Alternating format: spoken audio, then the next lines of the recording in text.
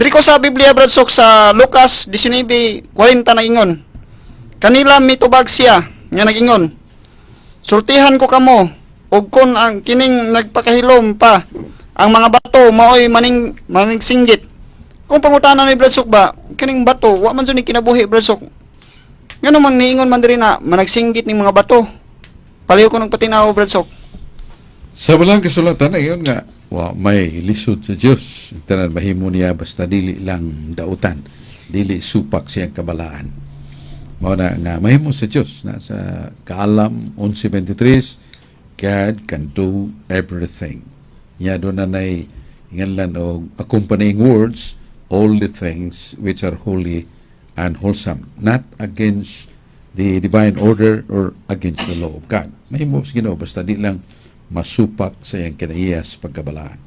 So, kadtumugong mga tao nga gustong mo himaya og mugdaig ni Juan Bautista, o mga tao nga gustong mo exalt, mo tuboy sa ngalan ni Jesus, gipugngan sa mga tao nga mga rivals, mga kaatbang ni Jesus sa tinuhuanong pagpasundayag, pagpadayag. Muna ninyo si Jesus nga kung inyong pugnan ang mga tao sa pagsingbit o paghimaya, mahimo nga mga bato mo'y maninggit aron nga mapadayon ng ilang paghimaya. So, muna ipahinumdum ni Kristo nga kining dili gyud pugnan ang pag-praising, pagdaing. Kay kita gihimo aron pag-ila sa Dios, pagdaig kaniya, paghigugma kaniya, ug pag-alagad kaniya. Muna ang the divine purpose of God when He created humanity, man and woman, that they may know God and they love Him and praise Him and serve Him.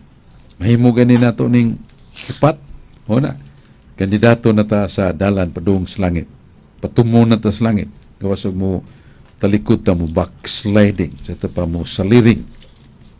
Kanang atong pagtuo kaniya, pinagisad sa atong pagtuon, niya pinagi sa atong pakigugma kaniya, na nagkakahulugan sa pagtuman sa sugo, o niya nga atong pagdaig kaniya. Ug pag-alagad kaniya, pinagi sa itong pagserbisyo sa sikitaw, labi na katong nakinanglan pagayo.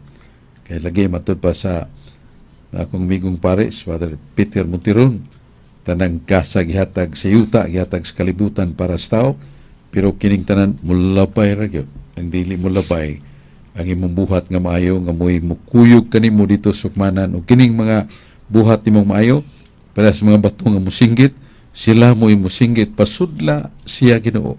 Kay kaming mga maing buhat niya mo'y mga testigos. Ngayang angayan siya pasudlon tungod kay wa hawiri sa mga daotang babag ang maong tao nakatuman sa pagbuhat umayo pasudla siya.